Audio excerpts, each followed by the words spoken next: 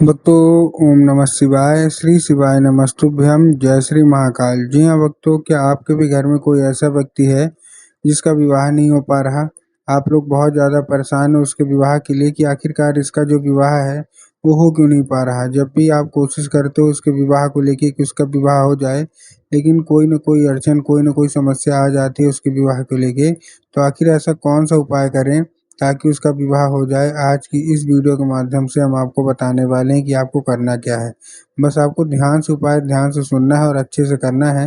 अगर आपने आज का ये उपाय ध्यान से सुन के अच्छे से कर लिया तो अवश्य रूप से आपका जो कोई भी व्यक्ति है जिसका भी विवाह नहीं हो पा रहा, चाहे आपका लड़का हो या आपका लड़की हो, जिसका भी विवाह नहीं हो पा रहा, अवश्य रूप से उनका जो विवाह है ना वो होगा ही होगा।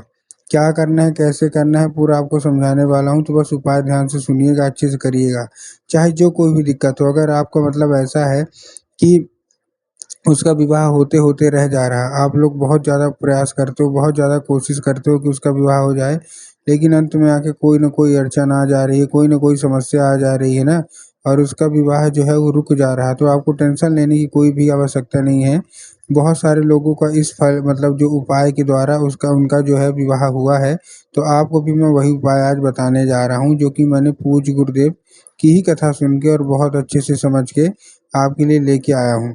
देखिए, पूज्य गुरुदेव की जो कथा होती है, जैसा कि आपको पता होगा कि पूज्य गुरुदेव की कथा में लाखों की भीड़ आती है। कैसी भीड़ आती है? लाखों की भीड़ आती है।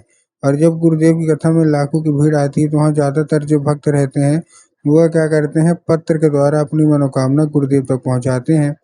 तो अभी गुरुदेव की कथा चल रही थी, आज से 4-5 महीने पहले की बात है। गुरुदेव की कथा चल रही थी और गुरुदेव की कथा में लाखों की भीड़ आई। जब गुरुदेव की कथा में लाखों की भीड़ आई तो वहाँ ज़्यादातर जो भक्त थे ना, उन्होंने क्या किया, पत्र के द्वारा अपनी मनोकामना गुरुदेव तक पहुँचाई। अब जब गुरुदेव के पास पत्र पहुँचा और गुरुदेव ने पत्र पढ़ा तो वहाँ ज़्यादातर जो भक्त थे उन्होंने क्या किया, पत्र के द्वारा अपनी मनोकामना गुरुदेव तक पहुँचाई। अब जब गुरुदेव के पास पत्र पहुँचा और गुरुदेव ने जब पत्र पढ़ा तो वहाँ गुरुदेव ने देखा कि ज़्यादातर जो भक्त है ना, उनकी केवल और केवल एक ही मनोकामना है। क्या मनोकामना है? कि गुरुदेव, हमारे घर का एक व्यक्ति है, किसी का लड़का है, किसी की लड़की, उनका विवाह नहीं हो पा रहा। हम लोग बहुत ज़्यादा प्रयास कर रहे हैं कि उनका विवाह हो जाए, लेकिन कोई न कोई अड़चन समस्या आ रही है।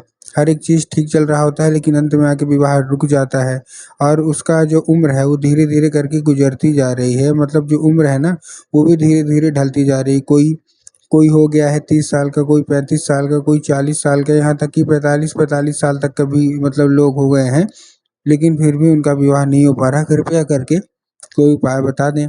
जब गुरुदेव ने देखा तब गुरुदेव ने 2 से 3 उपाय बताए और कहा केवल और केवल ये उपाय कर लेना, तुम्हारा जो कोई भी व्यक्ति है, जो कोई भी सदस्य है जिसका भी विवाह नहीं हो पा रहा ना, अवश्य रूप से उसका जो विवाह है वो होगा ही होगा। जब गुरुदेव ने उपाय बताया तो लोगों ने जा के इस उपाय को घर में करना शुरू कर दिया। अब जैसे ही लोगों ने जा के इस उपाय को घर में करना शुरू कर दिया, वही लोग गुरुदेव की कथा में मात्र 1 से डेढ़ महीने के बाद वापस आए। अब जब वही लोग गुरुदेव की कथा में वापस आए, तो उन्होंने क्या किया, फिर से एक बार गुरुदेव को पत्र लिखा। लेकिन ये वाला जो पत्र था, ये गुरुदेव को धन्यवाद के रूप में पत्र था कि गुरुदेव धन्य हो आपका, आपके द्वारा बताया गया उपाय हमने कर लिया है। हमारी सारी की सारी जो इन मतलब इच्छा है, मनोकामना है, वो पूरी हो गई। आपका कोटि-कोटि धन्यवाद। तो देखिए, जो लोग भी मेरी आवाज़ सुन रहे हैं ना, अगर आपको भी जानना है कि आखिर ऐसा कौन-सा उपाय है जिसको करने मात्र से लोगों की सारी जो इच्छा होती है, सारी की सारी जो मनोकामना होती है, वो पूरी हो जाती है। तो चलिए हम बताते हैं आपको आज की इस वीडियो के माध्यम से कि आपको करना क्या है।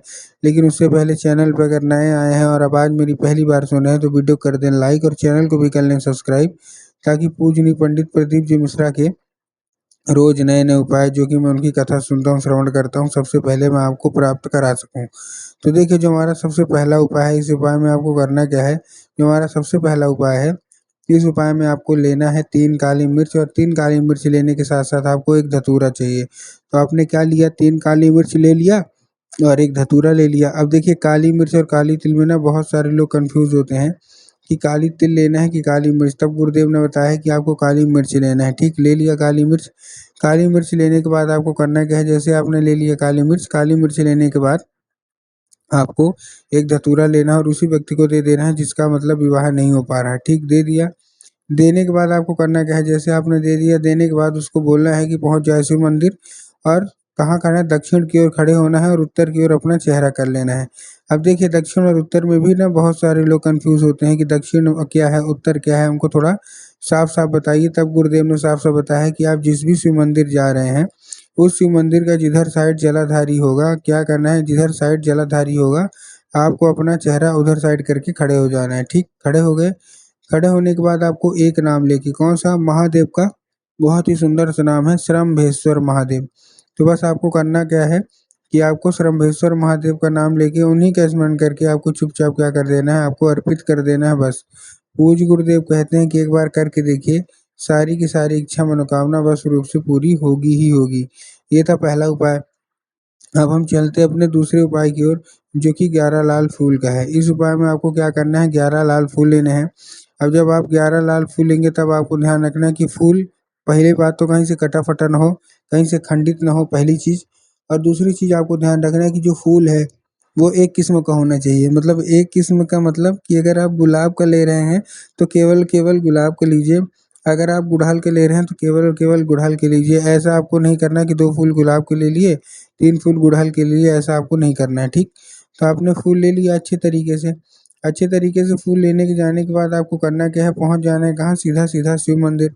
शिव मंदिर पहुँचने के बाद आपके दिमाग में आया होगा कि जाएँगे और जाके साथ हम क्या करेंगे, बाबा भोलेनाथ के ऊपर अर्पित कर देंगे, जो कि पूर्णतः गलत है।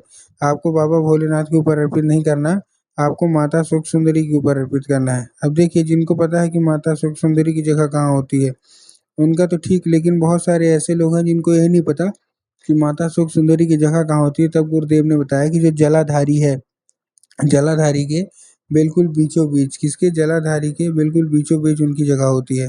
तो बस आपको करना क्या है, आपको जलाधारी के बिल्कुल बीचों-बीच अर्पित कर देना है बस। पूज्य गुरुदेव कहते हैं कि अगर आपने ज़्यादा नहीं, केवल केवल इतना ही उपाय कर लिया, तो अवश्य रूप से जो भी इच्छा है, जो भी मनोकामना है ना, वो पूरी होगी ही होगी, ठीक है?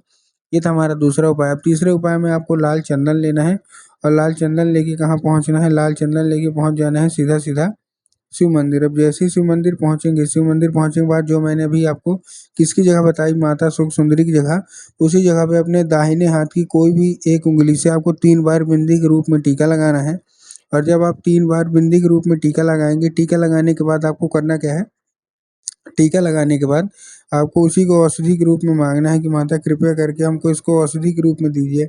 अब क्या करना है, फिर आपको उसी जगह पे अपनी उँगली है ना, उसको छूना है और उसको लेके आ जाइए घर, क्योंकि वो औषधि है। अब जहाँ आप लोग सोते हैं और जिधर साइड सर करके सोते हैं, उधर साइड का जो सर की जो दीवार होगी ना, आपको उसी दीवार में आपको तीनों बिंदी लगा देना है फिर से। पूज्य गुरुदेव कहते हैं कि मात्र 1 से डेढ़ महीना करके देखिए, सारी की सारी जो इच्छा है, सारी की सारी जो मनोकामना है, वो अवश्य रूप से पूरी होगी ही होगी।